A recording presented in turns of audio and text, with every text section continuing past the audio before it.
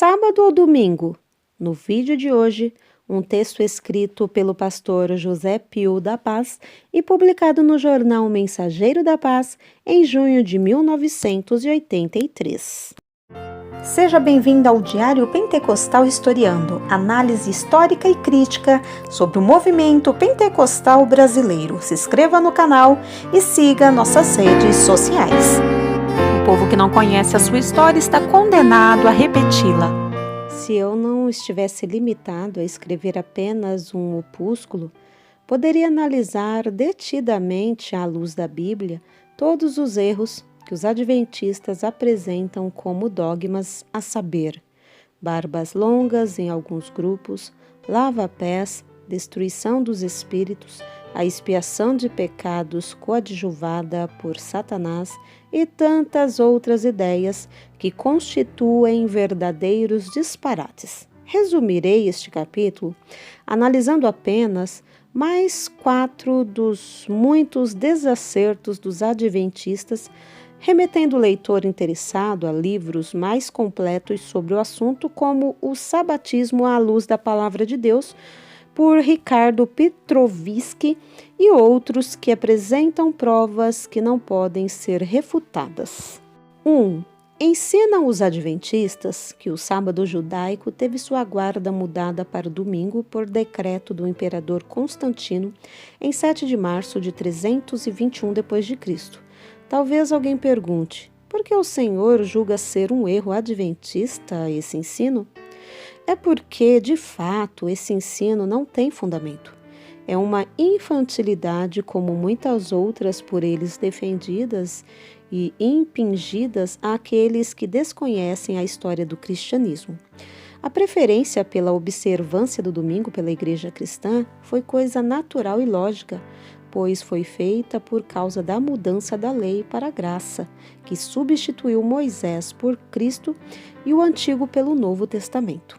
Os eventos extraordinários e deslumbrantes tiveram lugar no dia de domingo e não no sábado judaico, como a ressurreição de Cristo, sua ascensão aos céus, o Pentecoste, com a fundação oficial da Igreja Cristã, as aparições de Cristo ressuscitado aos seus apóstolos e etc.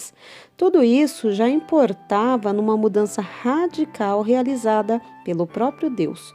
Leiam-se os textos constantes de Lucas 24, 1 e 2, João 20, versículo 1, João 10 e 26, Atos 2, do 1 ao 4 e etc. Se tais eventos não fossem bastante para provar a substituição do sábado judaico, o Velho Testamento já nos fala da rejeição dessa formalidade religiosa. Isaías 1 e 13, os 2 e 11, Oséias 2 e 11, etc. A igreja primitiva recebeu essa mudança de forma muito natural e a pôs em prática em sua vida ordinária. No primeiro dia da semana, celebrava a ceia do Senhor, Atos 20, versículo 7. Fazia ofertas especiais, 1 de Coríntios 6, 1 e 2, e etc. Por fim, Deus, de quem procede toda boa dádiva e todo dom perfeito, Tiago 1 e 17, deu ao seu servo João a revelação constante do livro do Apocalipse em um dia de domingo, Apocalipse 1 e 10. Por que esta preferência dada por Deus e pela igreja ao domingo e não ao sábado judaico, quando apenas a igreja nascia? Simplesmente porque o próprio Deus quis fazer essa mudança a fim de evidenciar que não é aqui o lugar do nosso descanso, em razão da corrupção que destrói grandemente. Miqueias 2 e 10. Graças a Deus, aqui na terra não é o lugar de descanso para o verdadeiro cristão, mas talvez o seja para os adventistas e para os judeus que aqui procuram o sábado. 1. Ensinam os adventistas que o sábado judaico teve sua guarda mudada para o domingo por decreto do imperador Constantino em 7 de março de 321 d.C. Talvez alguém pergunte, por que o Senhor julga ser um erro adventista esse ensino? É porque, de fato, esse ensino não tem fundamento. É uma infantilidade como muitas outras por eles defendidas e impingidas àqueles que desconhecem a história do cristianismo. A preferência pela observância do domingo pela Igreja cristã foi coisa natural e lógica, pois foi feita por causa da mudança da lei para a graça, que substituiu Moisés por Cristo e o Antigo pelo Novo Testamento. Os eventos extraordinários e deslumbrantes tiveram lugar no dia de domingo e não no sábado judaico, como a ressurreição de Cristo, sua ascensão aos céus, o Pentecoste, com a fundação oficial da Igreja Cristã, as aparições de Cristo ressuscitado aos seus apóstolos e etc. Tudo isso já importava numa mudança radical realizada pelo próprio Deus. Leiam-se os textos constantes de Lucas 24, 1 e 2, João 20, versículo 1, João 10 e 26, Atos 2, do 1 ao 4 e etc. Se tais eventos não fossem bastante para provar a substituição do sábado judaico, o Velho Testamento já nos fala da rejeição dessa formalidade religiosa. Isaías 1 e 13, os 2 e 11, Oséias 2 e 11, etc. A igreja primitiva recebeu essa mudança de forma muito natural e a pôs em prática em sua vida ordinária. No primeiro dia da semana, celebrava a ceia do Senhor, Atos 20, versículo 7. Fazia ofertas especiais, 1 de Coríntios 6, 1 e 2, e etc. Por fim, Deus, de quem procede toda boa dádiva e todo dom perfeito, Tiago 1 e 17, deu ao seu servo João a revelação constante do livro do Apocalipse em um dia de domingo, Apocalipse 1 e 10. Por que esta preferência dada por Deus e pela igreja ao domingo e não ao sábado judaico, quando apenas a igreja nascia? Simplesmente porque o próprio Deus quis fazer essa mudança a fim de evidenciar que não é aqui o lugar do nosso descanso, em razão da corrupção que destrói grandemente, Miqueias 2 e 10. Graças a Deus, aqui na terra não é o lugar de descanso para o verdadeiro cristão, mas talvez o seja para os adventistas e para os judeus que aqui procuram o sábado descanso.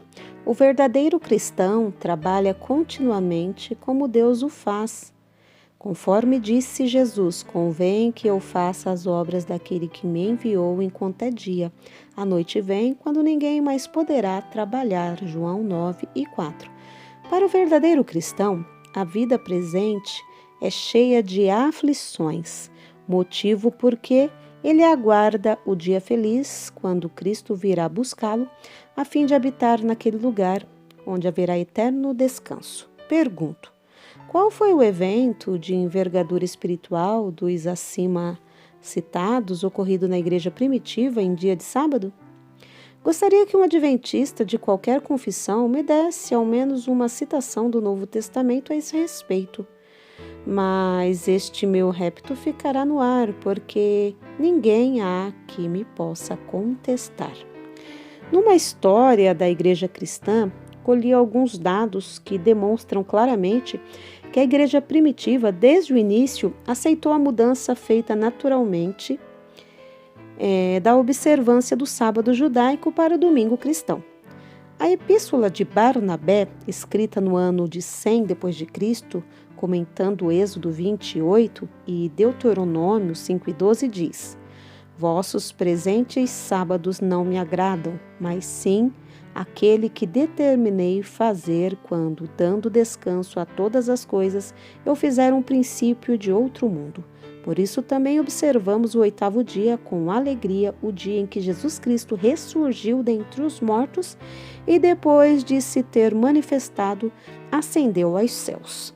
Na epístola de Irineu, escrita em 107 d.C., vemos: todo amigo de Cristo observe o dia do Senhor como uma festa, dia da ressurreição, o principal de todos os dias. Não sejais enganados com doutrinas estranhas, nem com fábulas que não são de proveito algum.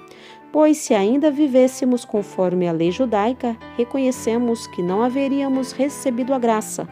Não mais observamos o sábado, mas vivemos na observância do dia do Senhor, no qual também nossas vidas reviveram nele. Na Apologia de Justino Mártir, escrita entre os anos de 145 e 150 d.C., temos: e no dia chamado domingo, todos, quer das cidades, quer dos campos, se reúnem em um lugar, mas todos nós fazemos as nossas reuniões em comum ao domingo, porque é o primeiro dia da semana no qual Deus criou o mundo, e porque Cristo, nosso Salvador, neste dia, ressurgiu dentre os mortos. Na Constituição Apostólica, que nada mais é do que uma narrativa prática da vida da Igreja no século II, lê-se: no dia da ressurreição do Senhor, isto é, no dia do Senhor, não deixamos de nos reunir. Da Apologética de Tertuliano, escrita em 150 d.C., extraímos: da mesma maneira, se nós destinamos o dies solis ao gozo por um motivo muito diferente da adoração ao sol, temos alguma semelhança com alguns de vós, os judeus, que consagrais o dia do Saturno à recreação e ao luxo. Outros supõem que Deus dos cristãos é o sol, porque fazemos o domingo dia de festividades, pois o dia de festa dos judeus é justamente o dia de Saturno. Dionísio de Corinto, nos anos 185 a 253 d.C., escreveu: assim João Batista nasceu para aprontar um povo para o Senhor, um povo preparado para ele no fim do concerto agora caduco, que é o fim do período do sábado. Basta de citações. Coitados dos adventistas, ignorando a história da igreja primitiva ou a ela fechando os olhos, chegam a atribuir a guarda do domingo a um decreto do oportunista imperador Constantino que, para consolidar seus domínios, quis agradar a gregos e troianos, a saber, a judeus, a cristãos e a pagãos, e daí decretar a guarda do domingo como data oficial de seu governo em 7 de março de 371. Mas isso ele fez com fins políticos e não por religiosidade ou porque quisesse mudar a data do repouso judaico, pois cristamente ele já estava mudado por Deus conforme atestam a Bíblia e a história. Daí denominarmos essa afirmação adventista de leviana, porque de fato é. 2. Os adventistas ensinam que a Igreja Romana é a besta apocalíptica, que o Papa, como chefe dela, é o homem que tem em seus títulos o número da besta e que guarda do domingo, e que a guarda do domingo é a marca da besta.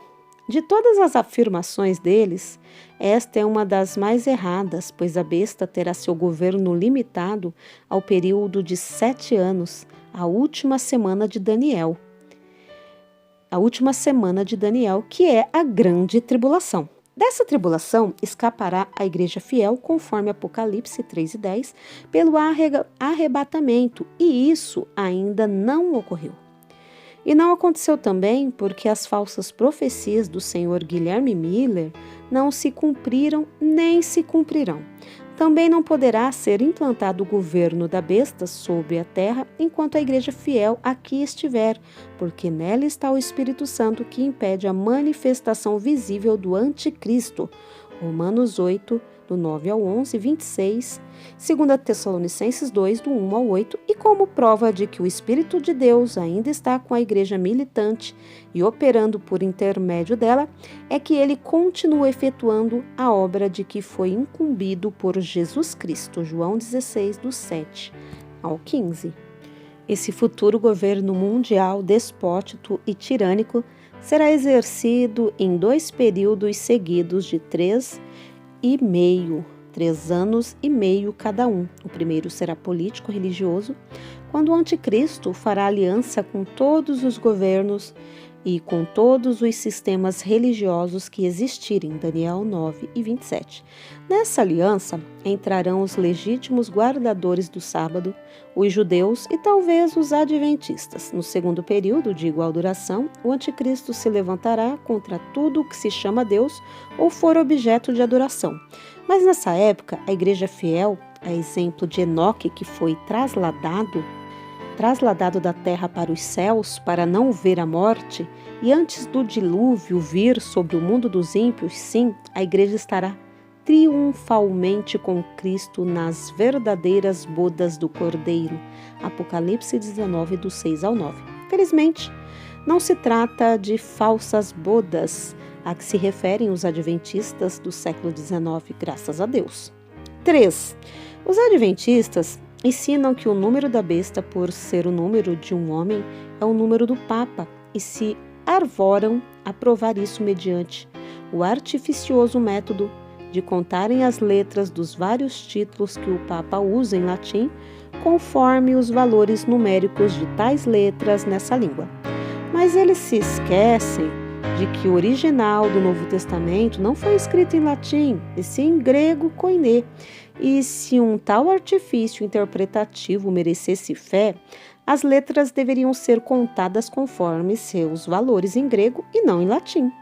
Ainda mais, se isso tivesse lógica hermenêutica, então, ai dos adventistas, porque é dentro de seus arraiais que vamos encontrar, em um dos mais proeminentes vultos de sua história, um elemento cujo nome, se tiver suas letras somadas segundo os valores gregos, corresponderá justamente ao número da besta, que é 666.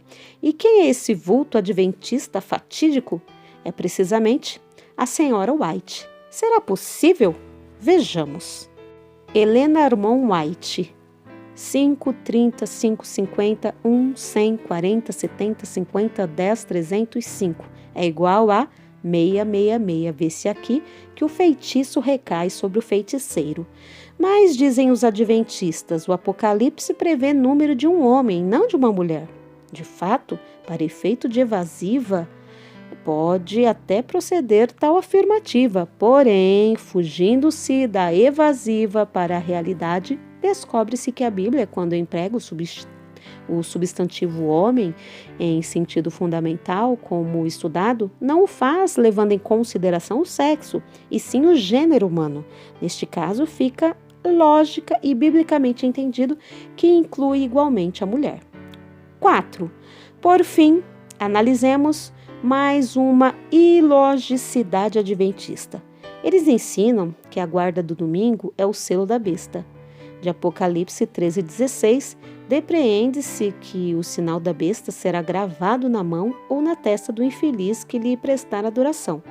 Imagine o leitor um elemento levando na mão ou na testa a guarda de um dia da semana. Que argumento ridículo este, que chega mesmo às raias do absurdo. Poderia ir muito longe provando mais erros adventistas ensinados aos incautos, como dogmas de fé, mas propus-me a escrever apenas um opúsculo de fácil leitura e aquisição por meus irmãos novos convertidos, do livro O que é o Adventismo, de José Pio da Paz, editado pela CPAD.